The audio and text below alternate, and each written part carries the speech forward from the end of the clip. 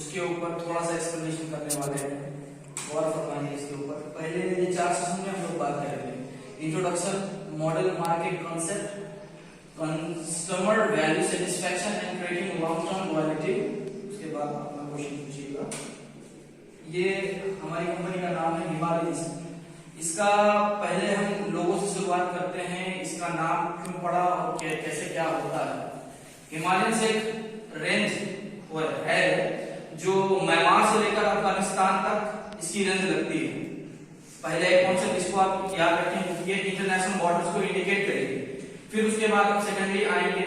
Himalayans के अंदर different mountain range आते हैं, सगरमाथा, धौलागिरी और जितने भी हो जाए, Kanchenjunga, means different combination off peak of the world एक रेंज के साथ जो आते हैं उसको हिमालय कहा जाता है। उसी कॉन्सेप्ट के हिसाब से हमारी कंपनी का नाम हिमालयंस रखा गया है और ये एस्टैब्लिश किया गया था 1965 में। इसके बारे में थोड़ा एक्सप्लेन करते हैं।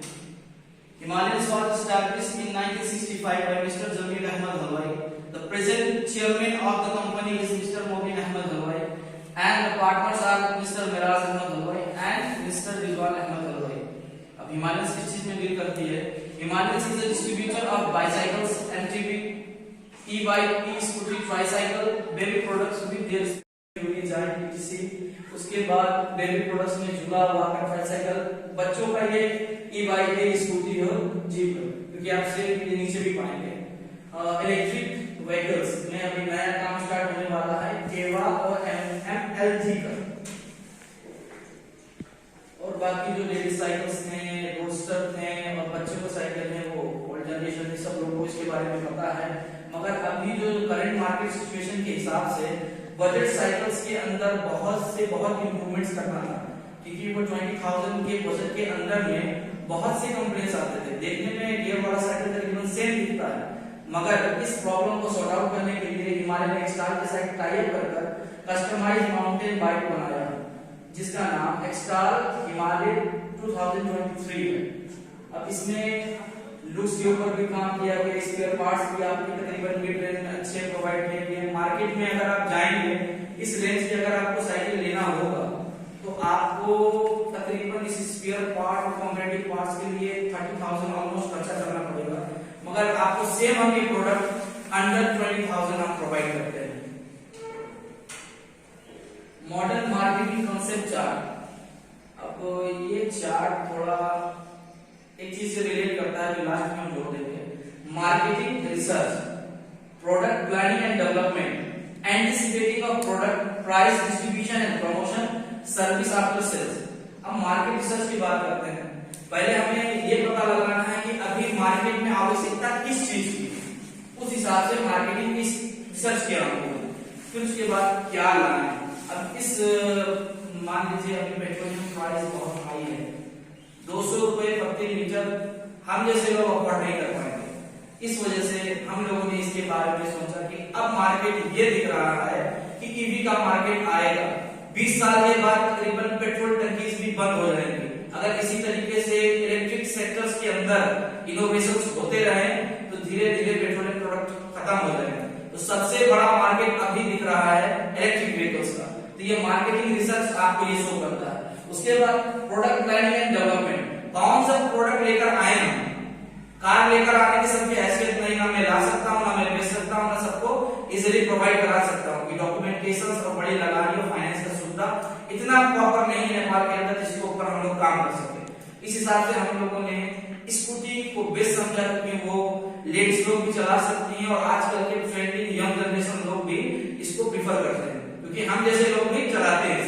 ठीक, आपको दूसरा ये कि समझ में आ गया होगा कि अब यहाँ में हमने डिसाइड कर लिया कि गाड़ी नहीं स्कूटी लेकर आ रहा। फिर उसके बाद anticipating of product price, distribution and promotion, कैसे लाना है, क्या करना है, कितने कॉस्ट में आएगा, बंसार कैसे कराएंगे, वो किया। सारा कॉस्ट लाने के बाद क्या प्राइस रखेंगे, प्राइस के ऊपर भी बात करें। अब मार्केट के हिसाब से ये प्राइस ठीक अंडर प्राइस है या ओवर प्राइस है, हमें मिड रेंज में चलना है। ओवर प्राइस करेंगे तो ऐसा कोई नहीं कि मैं हीरा लेकर आया हूं, मैं पहले ही बिकने लगेगा। इसके वजह से या उसी प्राइस रेंज में रखना पड़ा या उससे कम करना पड़ा। तो प्राइस मेन फोकस होता है किसी भी प्रोडक्ट में। उसके बाद कहां पर बेचना, अपना डिस्ट्रीब्यूशन नेटवर्क कितना है, पहले से ही हमारा distribution network all over Nepal चल रहा है, उसी के ऊपर काम करना है जहां जहां अपने फील्ड है और नए सेक्टर्स भी धीरे धीरे पता लगाना है, तो इसी डिस्ट्रीब्यूशन नेटवर्क काम आता है। साइकिल का जैसा है नहीं कि ये हर कोई बिना एडवर्टाइजमेंट के ले ले, प्रमोशन इसमें बहुत जरूरी है, क्योंकि पेट्रोलियम प्रोडक्ट्स जो इलेक्ट्रिक बाइक्स हो या स्कूटीज हो या कार हो, उनके एडवर्टाइजमेंट का रोल मार्केट में बहुत इंपैक्ट करता है। इस वजह से एडवर्टाइजमेंट में भी, इसमें प्रमोशन में आपको खर्च करना पड़ेगा। ये इतनी प्लानिंग, ये स्टेप आपको बता रहा है। अब सिर्फ माल बेचने से नहीं होगा, माल बेचने के बाद क्या आप उसे इन्वेस्ट कर रहा है, तो क्या आप उसको आश्वासन दे रहे हैं कि भाई मैं आपके साथ हूं, आपने इतना पैसा लगाया है, आपका माल खराब नहीं होगा, हम आपके साथ हैं, 2 साल की वारंटी देंगे, 1 साल की वारंटी देंगे, मोटर की इतने साल की है, उसकी इतने साल की है, सर्विस के देंगे, आपको 2 साल तक पैसा खर्च करने की कोई जरूरत नहीं। ये जब आप बना लेंगे तो इस टोटल प्रोसेस को कहा जाता है मॉडर्न मार्केटिंग कॉन्सेप्ट चार्ट। इसी थ्रू हम बता दिए आपको। अब आगे देखते हैं क्या होगा। ये आपका पेट्रोलियम स्कूटी हो गया, फिर इसके बाद ये इलेक्ट्रिक स्कूटी है। अब किस आधार पर हम लोग इस सब चीजों को कैसे डिफरेंशिएट करें, तो सबसे पहले जो इंटरनेशनली मोटिव जो चलता है, एनवायरमेंट फ्रेंडली है या नहीं, क्योंकि सबसे बड़ा रीजन आजकल यही है कि ग्लोबल वार्मिंग की वजह से आए दिन तापमान बढ़ते जा रहा है। जो वर्ल्ड के जो क्या कहते हैं अंटार्कटिका है, साउथ पोल या नॉर्थ पोल में जहां जहां भी बर्फ जमे हुए ग्लेशियर थे वो सारे कम हो रहे हैं, जिसकी वजह से सी लेवल भी बढ़ रहा है। मतलब ये ऐसा नहीं है किसी एक चीज से सारे चीजों पर इफेक्ट करेगा। ऐसा हो जाएगा कि जो कॉस्ट टाइम पे रहने वाले सिटी में वो भी डूब जाएंगे। इस वजह से ये प्रॉब्लम को मद्देनजर रखते हुए एनवायरमेंट फ्रेंडली, अब ये कोई कार्बन मोनोऑक्साइड प्रोड्यूस नहीं करता, ना ये ग्लोबल वार्मिंग में इफेक्ट करेगा, इस वजह से it's eco friendly for the environment. फिर उसके बाद इसके इंपैक्ट देखते हैं। It provide carbon monoxide which generate pollution and hampers the environment. ठीक, अब सबसे बड़ी बात, क्यों लोग पेट्रोलियम छोड़कर स्कूटी में क्यों आएंगे? क्यों आएंगे? वजह क्या है? पैसा कितने बच रहे हैं या पैसा कितने लग रहे हैं, सबसे बड़ी बात यहाँ से आती है। तो कॉस्ट पर किलोमीटर हम लोग कैलकुलेट करते हैं, इसकी बात छोड़कर पहले यहाँ से करते हैं। रेंज पर लीटर, 1 लीटर में एवरेज कोई भी अच्छी से अच्छी कंपनी हो 35 किलोमीटर से ज्यादा एवरेज नहीं देगी इसकी। और कहने वाले तो 60 तक भी कहते हैं, वो रियलिटी कभी नहीं होती, आप चलाकर चेक करेगा। उसके बाद प्राइस ऑफ पेट्रोल अभी मोटामोटी 180 रुपए एवरेज में ये रेट चल रहा है। आप कैलकुलेट करेंगे, ये 1 किलोमीटर का रेंज आता है, रुपए का खर्च 5.14 किलोमीटर, ऑल अराउंड 6 रुपीज आप ले सकते हैं। ये कॉस्ट पर किलोमीटर इतना है। चलिए देखने में बहुत छोटा लगता है, ऑटो रिक्शा के मुकाबले में देखिए तो बहुत सही है, फिर भी इससे भी सस्ता ऑप्शन अभी आपके पास मार्केट में अवेलेबल कराया जाएगा, जिसको ईवी के नाम से पॉपुलर किया जाता है। इसकी रेंज होती है 1 चार्ज में 60 किलोमीटर जाएगा। Price of kilowatt, 1 kilowatt unit, 1 unit का प्राइस 12 रुपए है। और आप गूगल करके देखेंगे और हमारे पर्सनल एक्सपीरियंस से आप जानेंगे, एक बार स्कूटी को चार्ज करने का तकरीबन 3 यूनिट को खाता है। तो 3 यूनिट 12 दिया 36 हैं, तो हमारा देश डेफिसिट में जाता है, क्योंकि हम तेल भी बाहर से लेकर आते हैं, तो इम्पोर्ट डेफिसिट ये क्रिएट करता है, जिसकी वजह से आए दिन देश घाटे में जाता है। मगर ये क्या है? इलेक्ट्रिसिटी खुद नेपाल में प्रोड्यूस होता है, जिसकी वजह से ये जब भी सरप्लस ही दिखाएगा, हमारे नेशन को भी ये फायदा देगा। ठीक, उसके बाद अब हम लोग ऐसे लोग हैं कि कैसे कैसे कम से कम खर्चा करें, तो उस हिसाब से जाएं तो इसमें मोबिल का खर्चा नहीं होता, क्योंकि आप जाएंगे तकरीबन 1 लीटर मोबिल 700 रुपए 800 रुपए तकरीबन लगते हैं। तो स्कूटी रखी है तो कोई बात नहीं, 1 लीटर में काम हो जाएगा।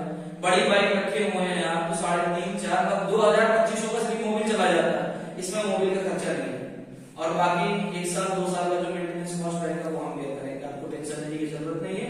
उस हिसाब से लो मेंटेनेंस में ये खराब हो सकता है, ये उतरता है। क्या मार्केट की जरूरत थी ईवी भी लेकर, ये हमारा दूसरा गोल हो गया।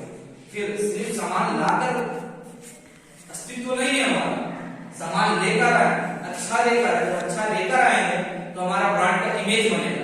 अब ब्रांड का इमेज बनेगा तो मतलब क्या, अब हिमालयन ग्रुप के अंदर अगर कोई भी सामान मैं खरीद रहा हूं तो वहां इतना तो गारंटी है, 2 रुपए महंगे हो या 4 रुपए सस्ते हो, सामान अच्छा मिलेगा। ये हो गया ब्रांड इमेज। फिर उसके बाद आते हैं सब चीज करने के लिए बहुत सी जरूरत, हर चीज मार्केट नहीं है हाथ में, करोड़ों का माल रखे हुए कोई काम नहीं। तो सबसे बड़ा गोल हमारा यही रहेगा, 4th नंबर में रखे हैं, to enhance the marketing network. हमारा मार्केटिंग नेटवर्क स्ट्रॉन्ग होगा। Customer value satisfaction and creating the long term loyalty. अब इसके अंदर सबसे पहले आते हैं कस्टमर वैल्यू के बारे में। पढ़ के बताएंगे, हमें भी पढ़े नहीं है इतना, देख के हम आपको बताएंगे। Customer value is the amount of benefit which customer get from purchasing product and services. It can also defined as the difference between the value customer gain from using a product and cost of production। ये इसके हो गए, ये इसके हो गए, ये इसके हो गए। अब ये बता रहा है इसकी बात, क्या कह रहा है, total consumer value. Consumer value का मतलब क्या, कस्टमर बेनिफिट, कस्टमर बेनिफिट और कस्टमर कॉस्ट। जैसे कि कितना कमाया, कितना खर्च किया, वही चीज लिखा हुआ है। अब क्या पढ़ा इसके अंदर, वो तो छोटा मोटा गणित हो गया। अगर ज्यादा है तो नफे में जा रहा है, मतलब उसका रियलिटी में कस्टमर बेनिफिट हो रहा है। अगर कम हो रहा है तो डिसे साइकोलॉजिकल, इकोनॉमिक, कस्टमर बेनिफिट। अच्छा, उसने इकोनॉमिक का मतलब जितना उसने पैसा लगाया, क्या उसको उस बराबर का लेवल ऑफ सेटिस्फैक्शन मिल रहा है या नहीं, पहले ये देखना। फिर उसके बाद अब पैसा तो लगाया, मोबाइल लिया है फोन करने के लिए, सब चीज चल रहा है, कॉल ही नहीं जा रहा तो क्या मतलब, फंक्शन भी आना होगा उसको। ठीक, दुनिया का काम चल रहा है, आईपैड यही तो होता है, सिम नहीं लग रहा है सारा, तो कॉस्ट ऑफ यूजिंग यहां से आ गया। फिर कॉस्ट ऑफ डिस्पोजिंग। अब ऐसा नहीं है कि आप पेट्रोलियम गाड़ी ले लिया है, एक बार ले लिए डरता करा लिए, आपका खराब हो गया, कबाड़ में फेंक देंगे तो आपको ऐसा नहीं है कि वो खत्म हो गया। आपको जाकर यातायात कार्यालय में ये दिखाना पड़ेगा कि मैंने अपनी मोटरसाइकिल को डिस्पोज कर दिया है, आज के बाद ये रद्द करा दीजिए मेरे नाम से। जब तक ये नहीं करेंगे ऑब्वियसली आपका बिल्कुल चलता है। तो इस वजह से ये कॉस्ट ऑफ डिस्पोजिंग भी आता है। टोटल जो घटा लीजिए, प्लस मैंने तो सही है, माइनस है तो खराब है। Customer satisfaction. Customer satisfaction is an abstract concept and involves such factors as the quality of the product, quality of service provided, the atmosphere of the location where the product or service is purchased, and the price of the product. Customer satisfaction का मतलब